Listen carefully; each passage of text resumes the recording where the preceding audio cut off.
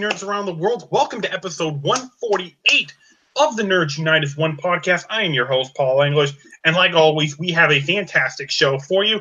We are going to be going way off the beaten path here. We're going to be getting away from our normal discussions of movies and TVs to talk about something that you probably never expected us to talk about. We are going to be discussing the pseudo-science of cryptozoology, the hunt for mythical creatures, the Bigfoots and the chupacabras of the world. Where do we stand on them? What's real? What's BS? We're going to find out all that and more with the incredible panel of regulars that you know and love by now, beginning with Mike Ulick from Geek Salad. What's going on, my friend? Not much, and my feet are actually pretty big, so good to go. All right, well, if we ever decide to pull a Bigfoot prank, we'll count on you. Hey, look who's also here. It's Colton. What's going on? Hey everyone, not much. This is a weird topic, but hey, sometimes you need something weird to shake things up and keep things fresh. So let's see where this goes. Absolutely. Okay, Jack Fern is also with us. What's going on, Jack? Yeah, it's good to be here. I actually have a day off. It's been pretty busy at work with Captain Marvel. Woot woot. Indeed. Hey, 2 shows in a row now. Let's hope he sticks around for this, but it's his first main show in a long time. Let's welcome back Chris Miller. How you doing, bud? What's going on, guys? What's going on, fellow nerds around the world? And yeah, this is an interesting subject that could give that we're doing that could give Ripley's Believe It or Not a run for its money. But yeah, it's gonna be interesting. I don't know if it'll do that, but I'm hoping this will breathe a little new life into the show. Admittedly, it's got some pretty stale over the past few weeks, but we'll see. Okay, so let's jump right in on this. So I want to know, first of all, where do y'all stand on this subject? It's pretty controversial. It's not considered an official study by the scientific community, but it's pretty popular among a lot of people. So I want to know where you stand on these. Are you a believer? Are you a skeptic? Are you somewhere in between? Chris, I'm going to start with you on this. What is your stance on this? Skeptic. Okay, any reason why, or? I mean, I just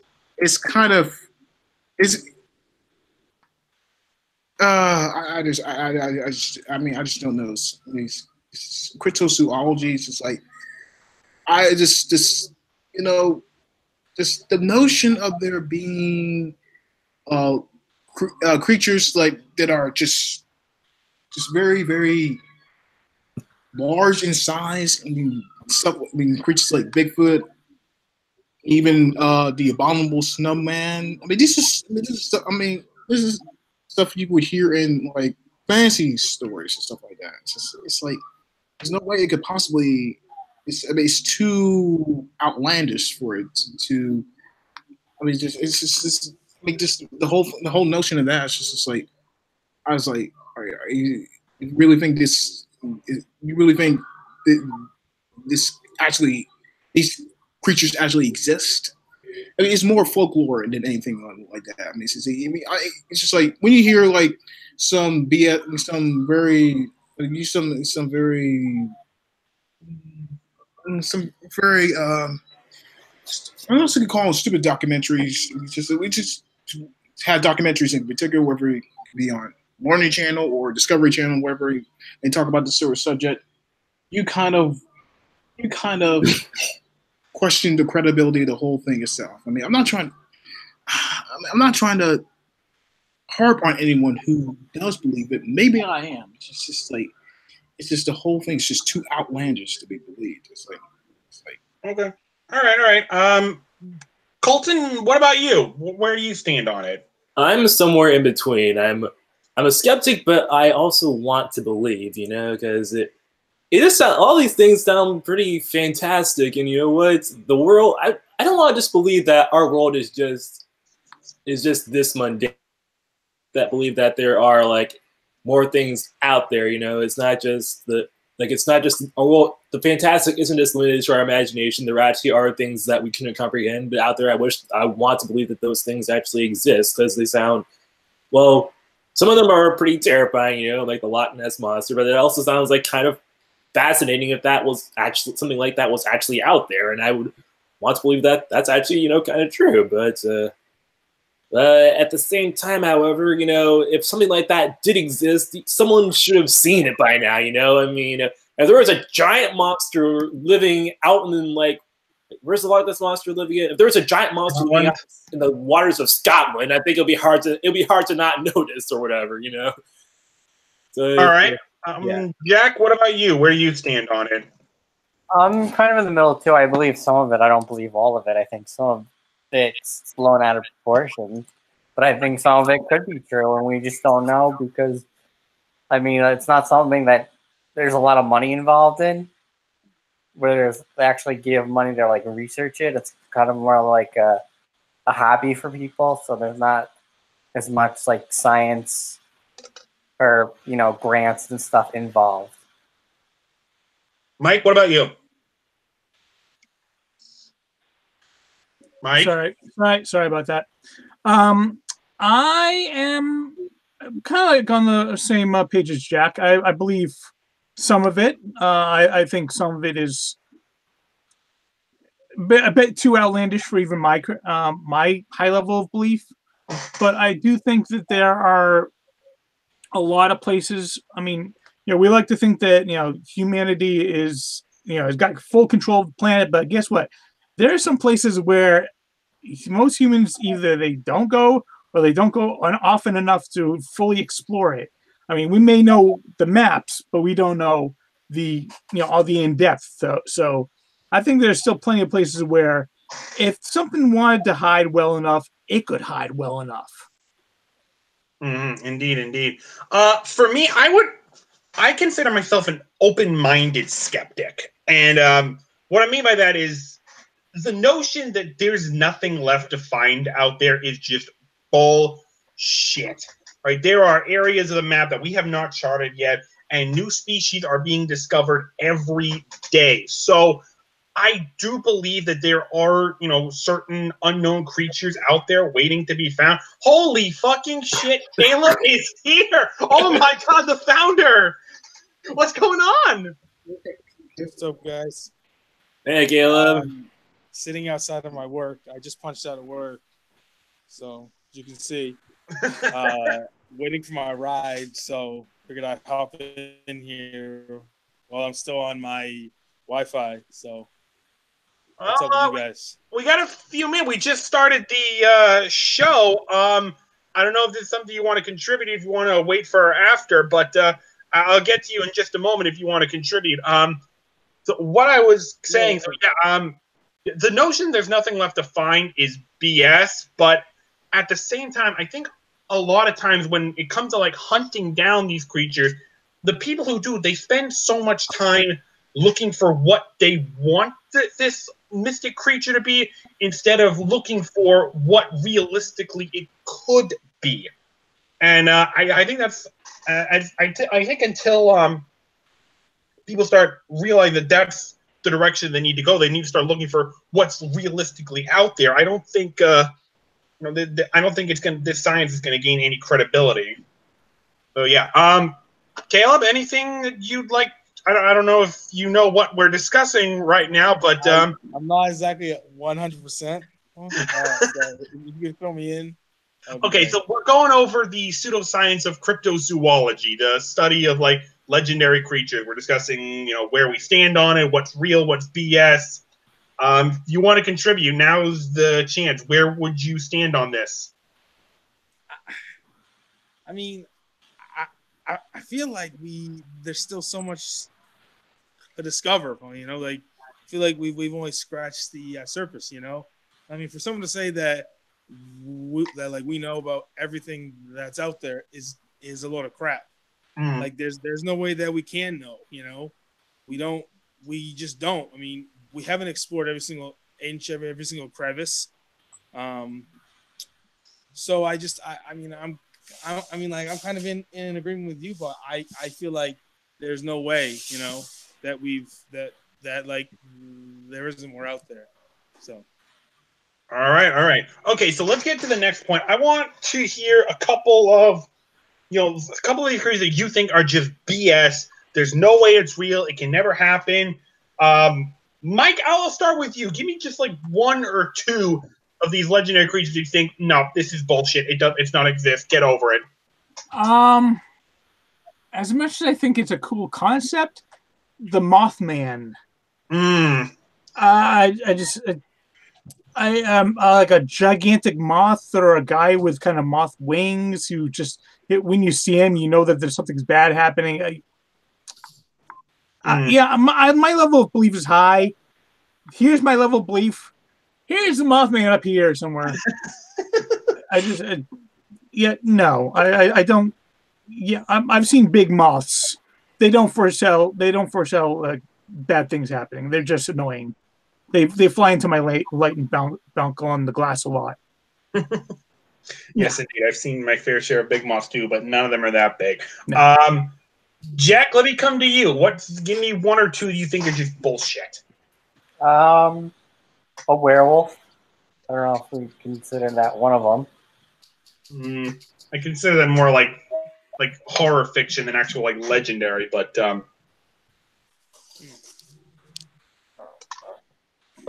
Golden? there are stories of real real werewolves things, so I guess it kind of fits. All right, Colton, your turn. Tell me something you think just bullshit.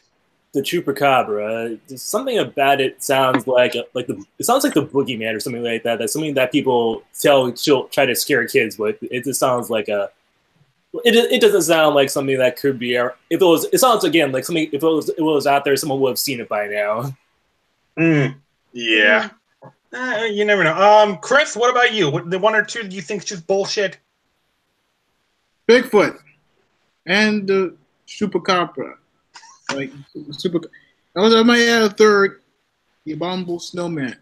All three of these creatures, but just how people describe the size, and the way they're just overall appearance. It's just like I said, with the whole cryptid subject. It's like this is like the outlandishness. It's just you can't.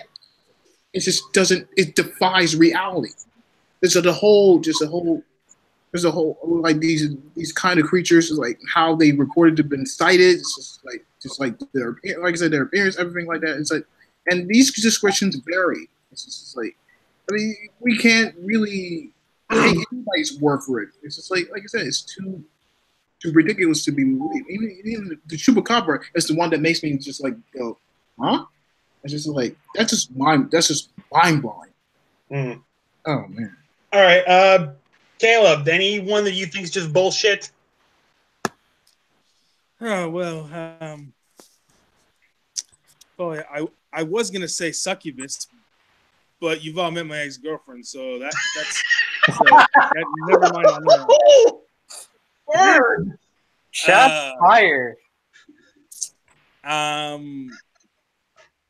I'd probably say Bigfoot. Well, he's the one like I just can't see anything like that large. It just seems unlikely that no one's ever seen it. And then there's one like the I don't know if you guys would consider like the Loch Ness Monster or like something like that. I don't know, but I mean, like really, just like Bigfoot is the one that really sticks out as the one where I just can't see it. So All right.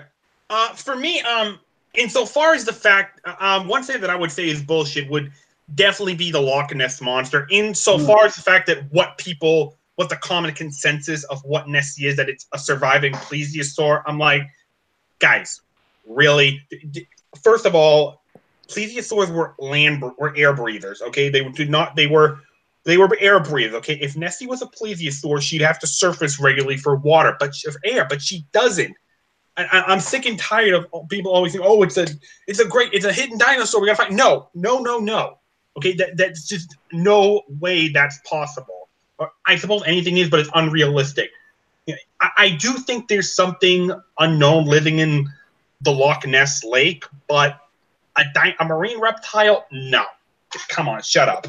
Just shut up. This is like somebody should like make it like a TV show. Get like a few like Van Helsing types and like call them monster hunters.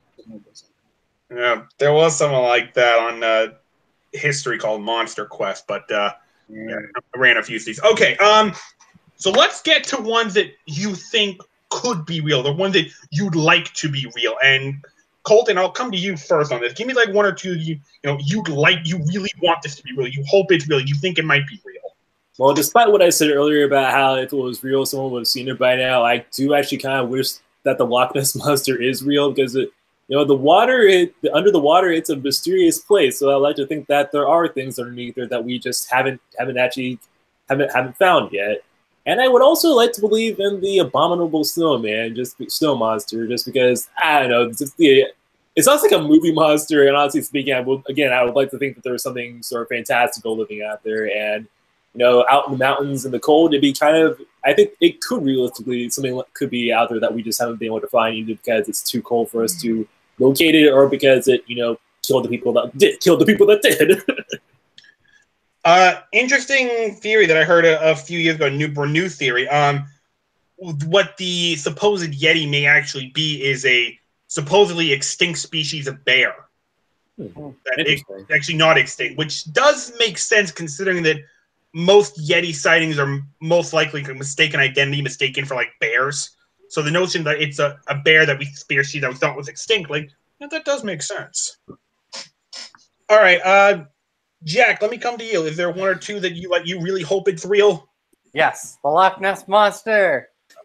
Nasty, nasty, nasty.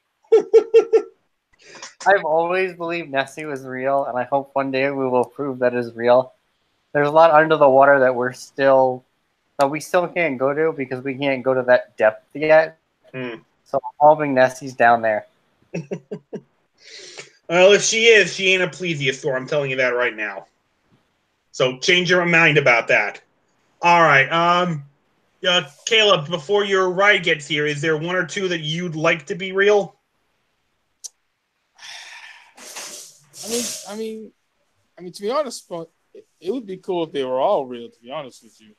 It's not like one specific one. I mean, it would be interesting. I mean, we don't know. I mean, there's still so much to discover. I mean, it could be. I mean, there could be stuff, lurking in there, in the water, in like the high mountains that we just haven't found out about. But honestly, I mean, like there isn't one that I hope, man, I wish this was real. That would be, no, it would be cool if they were all real, So. All right. Mike, what about you? Is there any one or two that you think are real that you'd like to be real? Well, I mean, popular answer, but Loch Ness Monster, I agree. Again, it does not need to be plesiosaur, but that is a very deep, very dirty, very hard to see through lake. So anything could be hiding. I do think that Bigfoot, well, at least something that could be mistaken for Bigfoot is out there, because there's a lot of forests in Canada, and nobody's explored them all. Chupacabra seems kind of creepy, so I don't know if I'd go for that one.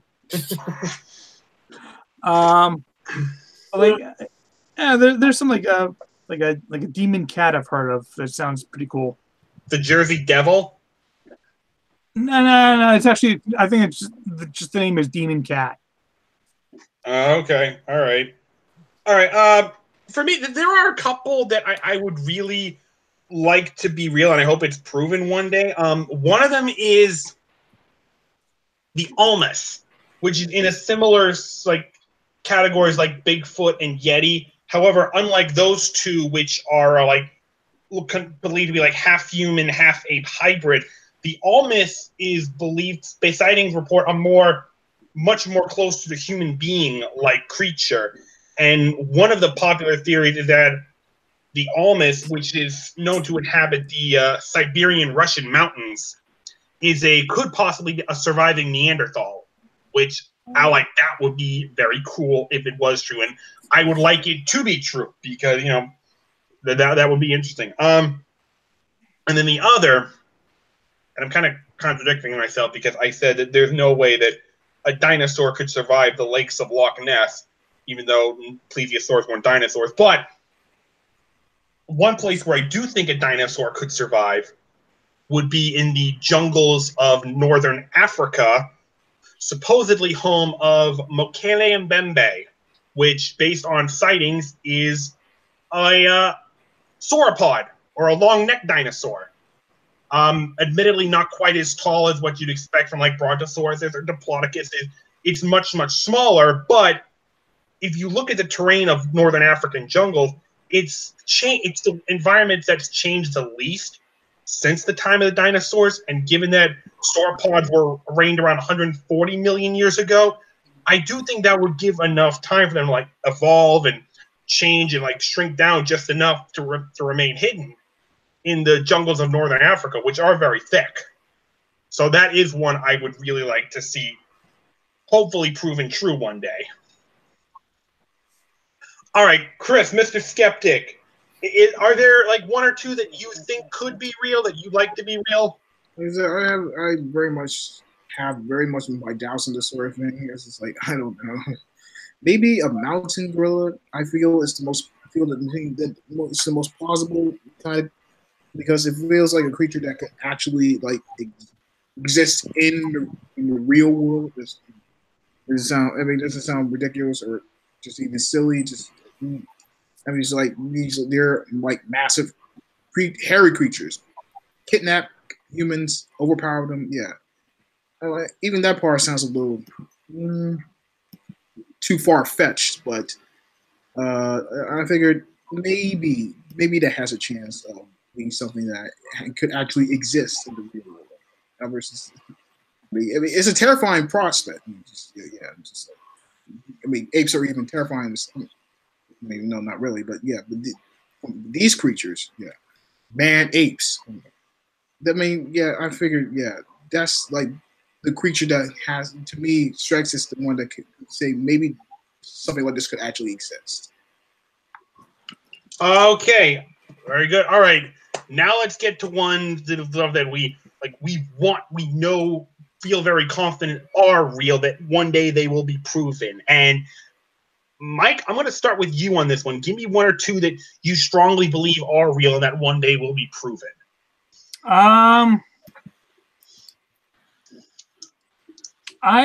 think that we will eventually find something that would have been mistaken as the Bigfoot. Bigfoot, Yeti, maybe it's a mountain bear, maybe it's a giant ape that lives in that finds the caves in the high mountains of the Himalayas. But I think the Bigfoot is probably the one that has, I think, for me, has got the most likelihood of maybe not like a giant hairy person with giant feet, but something that would answer those all those sightings. I think that's probably the most likely one for me. All right, Colton, let me come to you next. Is there like one or two that you really believe that are real and one day will be proven? Probably maybe the abominable snowman, just because, well, kind of for some of the same reasons as Mike thinks that for Mike and Bigfoot and what have you. I think this one could be out of a lot of the ones that out there. It seems like considering its location, it could be there. There had to be, I guess, something that could explain why people sort of believe in it and what have you. But yeah, that's my thing. Abominable snowman. All right, Chris, let me come to you. Is there one or two that you think, yes, this is real and it's going to be proven one day? I don't believe any of these things exist. Like I said, I was like, I'm skeptical of this kind of thing. It's just like, I just don't believe that this is just like Mr. Skeptic, Paul, come on. Prove it. Yeah. There's no way of proving these things exist. Okay. Caleb, what about you? To be honest with you, I mean, it's tough. I mean, if I had to pick one that I think exists, it's tough, man. I don't know. Like, yeah, maybe the abominable snowman, because there's a lot of places that we haven't checked. You know, some big, huge creature that we just don't know about. That would be my guess. So, Okay, Jack, what about you? Nessie. Well, you just wanted to believe, Billy, though. You just wanted to be real, don't you? I've always, since I was a kid, I believed Nessie was real. I think maybe one day we will find it, because technology is getting better, and we're getting able to go deeper and deeper into the oceans and lakes and stuff. So I'm still hoping for Nessie. All right. The one I hope, I truly believe is real, and one day we'll find it. And I doubt you guys have ever heard of this one, but you may have heard of a similar creature, and that is the Lusca, which is known to inhabit the waters of the Bahamas. And the Lusca. Okay. Have you guys ever heard of the Kraken? Yes. Yeah. Do you know what the Kraken is? Yes. What is it? Giant sea monster. No, specifically, what creature is it? Because it's been proven to be real. It's a giant squid. Bingo. What the Lusca is rumored to be is a giant octopus. So if a giant squid can exist, why not a giant octopus? And if you look at the Andros Islands in the Bahamas, if you study the topography of what you'll notice that there are a lot of giant underwater sea tunnels that interconnect all around the islands and empty into the Atlantic Ocean. So it is entirely possible that a giant octopus could be living under those caves, tunnels.